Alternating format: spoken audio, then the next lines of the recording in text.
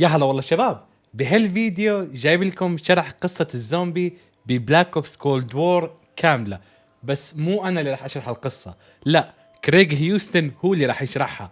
كريغ هيوستن هو الشخص يلي كتب قصص الزومبي، ركتوفن وسامانثا من بلاك اوبس 1 لبلاك اوبس كولد وور، هو كاتب القصص. فكريغ هيوستن نزل فيديو على قناة اتريارك شرح فيه قصة كولد وور بشكل جدا مختصر، يعني في اهم النقاط فقط. وهذا الفيديو راح اعرضه حاليا مترجم للعربي بالكامل. الله يعطيه العافية اي مالكي 99 على تويتر، هو اللي ترجمه بالكامل. فيديو طويل فالترجمة ما كانت سهلة، فراح تلاقوا حساباته موجودة بالوصف وبالتعليق المثبت للشخص يلي ترجم هالمقطع بالكامل. اتمنى تروحوا وتدعموه. وطبعا هذا الفيديو ما راح ياخذ مكان شرح قصة الزومبي اللي وعدتكم فيه. انا الى الان ما شرحت قصة بلاك اوبس 4 شو اللي صار فيها، فان شاء الله بعد نزول الماب القادم اللي هو فورسيكن يوم الخميس، بعدها باسبوع او اسبوعين راح احمل فيديو مدته ساعة تقريبا. بهداك الفيديو راح اشرح قصة بلاك اوبس 4 بالكامل وقصة كولد وور، لانه هي القصة ورا بعض على فكرة، مو عالم وعالم، لا، القصة ورا بعض صايرة. هذاك الفيديو راح يكون جدا مهم وراح يكون على قناتي الاساسية، ما راح يكون على هالقناة. فهذا الفيديو مثل ما بتقولوا تصبيره عشان تدخل الماب الاخير بكولد وور فورسيكن او تتابع البث اللي راح اسويه وانت فاهم كل شيء. ومثل ما قلت كريغ هيوستن حاليا راح يشرح فقط احداث كولد وور وبشكل جدا مختصر. قصة كولد وور جدا عميقة وفيها كتير تفاصيل، فبالفيديو تبعي راح اشرحها حاليا. فيديو جدا مختصر يعطيك اهم النقاط. طيب، لاني ما شرحت بلاك اوبس 4 ممكن معظمكم حاليا مو فاهم شو اللي عم بيصير، فراح اشرح لكم بلاك اوبس 4 بشكل جدا مختصر. ببلاك اوبس 3 الشخصيات كانوا علقانين بدائره، اللي هم الشخصيات الاربعه. الدائره هاي حاطهم فيها دكتور مونتي، وكانوا علقانين بهالدائره لانه ركتوفن كان عم يقرا الكتاب، كتاب الهرونوميوم، والكتاب عم بيحكي له انه لازم يضحي بنفسه عشان تنكسر الدائره، وركتوفن ما كان بده يضحي بنفسه. ببلاك اوبس 4 ببلود اوف ذا ديد بنشوف انه صار في خطه بين ركتوفن اللي موجود بالمختبر، غير ركتوفن اللي جاي من زيتسوبونوشيما، مع ركتوفن المعركة العظمى. سووا خطة مع بعض عشان هالمرة تنكسر الدائرة.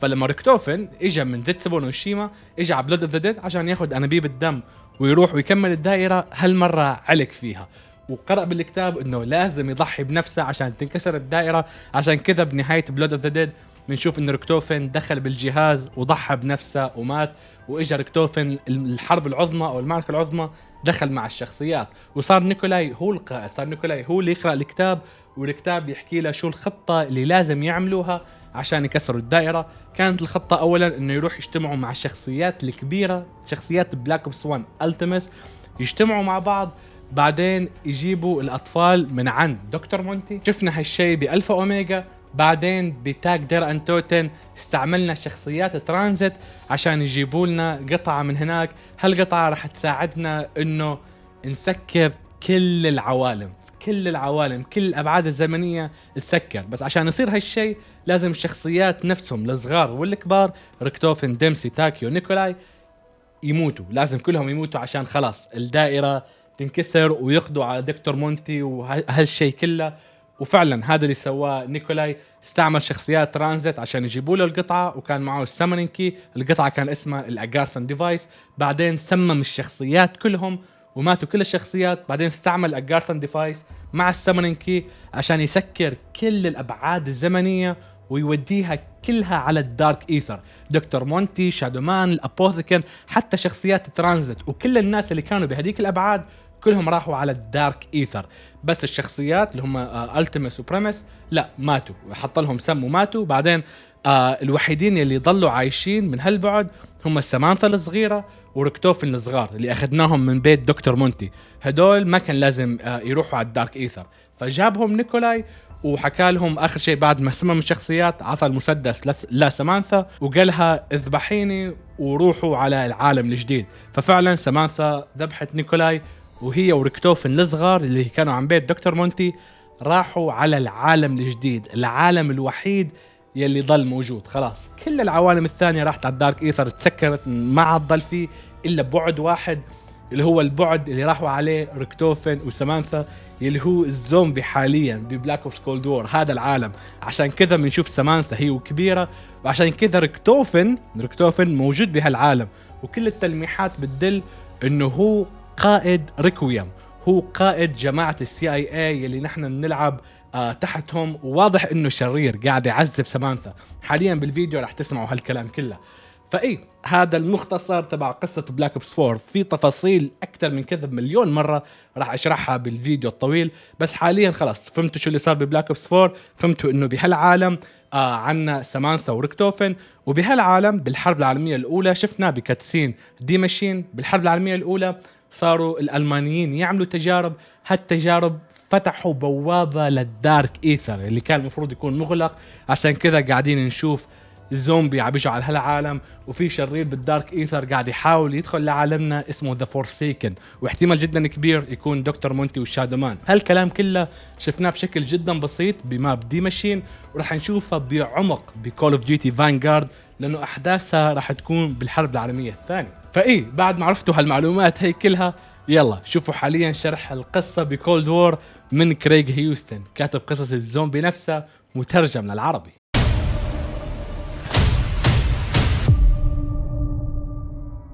Hi everyone, I'm Craig Houston. I'm the lead writer at Treyarch.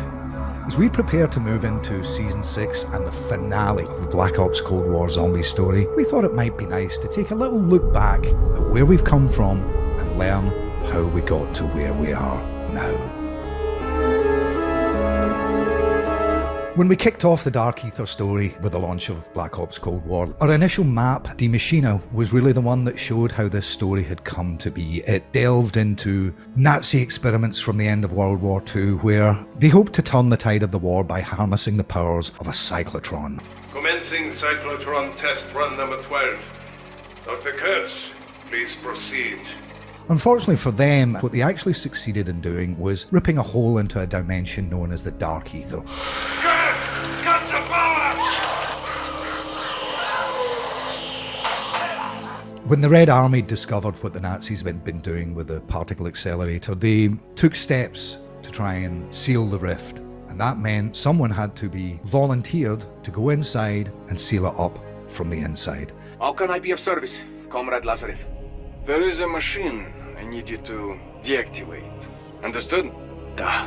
Congratulations, товарищ! You're going to be a hero of the Soviet Union. As players explored Die Maschine, they were introduced to a new cast of characters who would be guiding them, specifically the Requiem team, led by Grigory Weaver and assisted by Major Carver, Dr. Strauss and Dr. Gray. As time progressed, we also learned a lot more about our bitter rivals, a Soviet-led unit known as Omega Group. As time went on, we would learn more about their hierarchy too, most notably a familiar face from Black Ops 1, Kravchenko. As we'd seen in Die Maschine, Samantha Maxis was determined to stay in the field and continue her own investigations. You have to turn yourself in. The CIA can protect you. I can protect you. I can't do that, Weaver. The Omega Group have plans for the outbreak zones. And this is something that led us on to our next map, which was Firebase C. Requiem, welcome to Vietnam. As players progressed through the Firebase C map, they worked with Ravenov, a former Omega Group soldier who had decided that he couldn't stomach what they were doing and maybe perhaps seek out new allies. Amongst those allies was Agent Maxis herself. I am not a traitor to my country. Omega are not who we are. And it was his intel that led her to Firebase C, where, sadly, she ran afoul of another new character, Dr. Peck. Maxis is a poor, little, lost girl. No one, least of all you, can bring her back. Given her defiance and refusal to cooperate with Dr. Peck, he threw her into the Dark Ether. No one is coming for you because no one cares about you. From dust you are, and to dust you will return. Don't know how long I've been waiting for an answer, but I am here, and I have been waiting for a long time. Upon Maxis' return, Ravenov warned us that Omega Group were undertaking operations in the Ural Mountains. something that would become very important as the story progressed.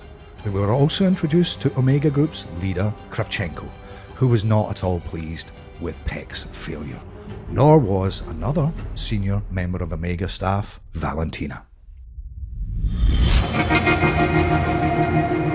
So, as we took our operations to the Ural Mountains, we introduced a brand new mode for zombies, which was Outbreak. The game kind of opened up in a way that isn't always possible with round-based maps. Narratively, Outbreak was a lot of fun because this was the first time really that Requiem had gone on the offensive. They undertook Operation Threshold, a series of experiments led by the different members of the Requiem cast with their own specialities to understand the Dark Ether, understand the enemy, and to obviously gain an upper hand against Omega. Requiem began to get more communications from Ravenov. Essentially, Ravenov and Maxis were going behind Weaver's back. And this led us to a whole mission involving a Russian program called Operacja Inversia. As players moved through this mission, they discovered that the Omega Group had built something called the Reality Inversion Warheads. This power is too dangerous for either Omega or Requiem to possess. So I say, we dump them in the middle of the Pacific. Following the events of Operacja Inversia, players got the opportunity to undertake another main quest, this time Operation Excision. Been a long time, Weaver. Ravenov. You've got some balls using the Slion after what you and Sam did. Being contacted by a group of Omega scientists. They wish to defect.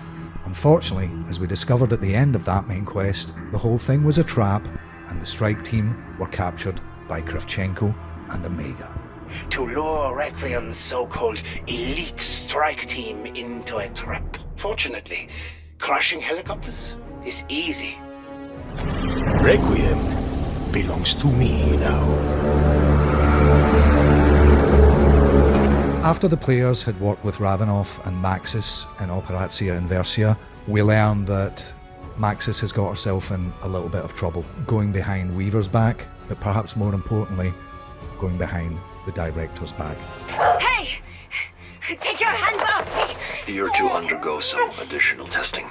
Why are you doing this? Orders from the Director. Maxis is to be taken to a secure facility known as Block 8, where she will undergo certain experiments. Following the disaster that was Operation Excision and the subsequent capture by Omega Group of the strike team, we moved to Mauer der Toten. And this time we're going to be working under the command of Omega Group themselves. I have work for them in Berlin. A certain member of our organization has gone to ground recently. I'm sure you've noticed their absence. I believe they are scheming against us.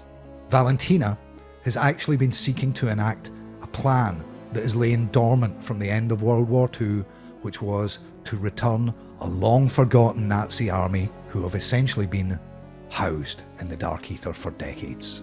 Someone had to free their army. My father chose me to complete that mission. No! It is not possible! After defeating Valentina and her Nazi army, players escape with help from a rather unexpected source. A portal opens that allows them to teleport right back to Requiem HQ, and it becomes clear that Samantha Maxis is growing in power.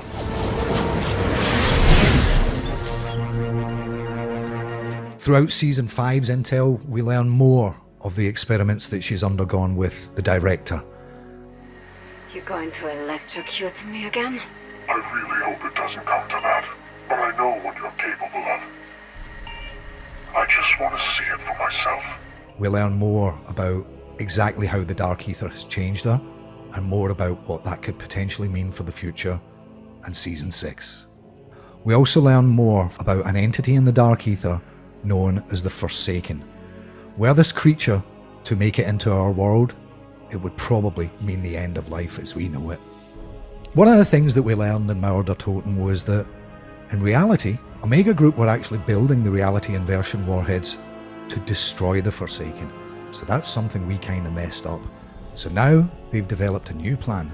They believe they can bring it into our world and perhaps harness its powers as the ultimate weapon. The Forsaken?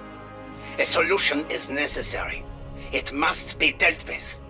Colonel, there has been a change of plan, Gorif. Peck and I are developing a new solution for the Forsaken. Rest assured, if it is successful, it will mean salvation for the Soviet Union. We will be heralded as heroes.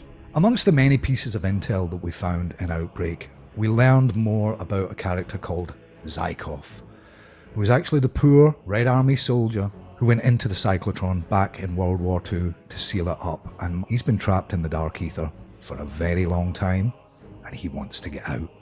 Now aware of Omega's plans for the Forsaken, Requiem need all the allies they can get. Zykov. He may be the only one who truly knows the Forsaken. Are we suggesting we somehow break this lost Russian out of the Dark Ether? Poor bastard's been in there longer than anyone. He promises them that if they can release him from his prison, he might be the deciding factor in overcoming both the Forsaken and Omega. As we move into the climax of Season 6, we're going to finally focus on Omega Group's final operation, Operacja Izbavitel. This map takes place in a facsimile of an American town, something that the Soviets and Omega Group have been using for many years for training purposes. This location is unique because Omega Group have identified this as the specific place where the veil between our world and that of the Dark Ether is at its thinnest, and that's why they believe they can extract the Forsaken. Well, this final round-based zombies map represents the climax of the Black Ops Cold War zombie story. It's not the end of the Dark Ether story. Eagle-eyed or eagle-eared players might have noticed that we've been sowing the seeds of some other things that also harken back to World War II. The Dark Ether story will continue and expand in Call of Duty Vanguard.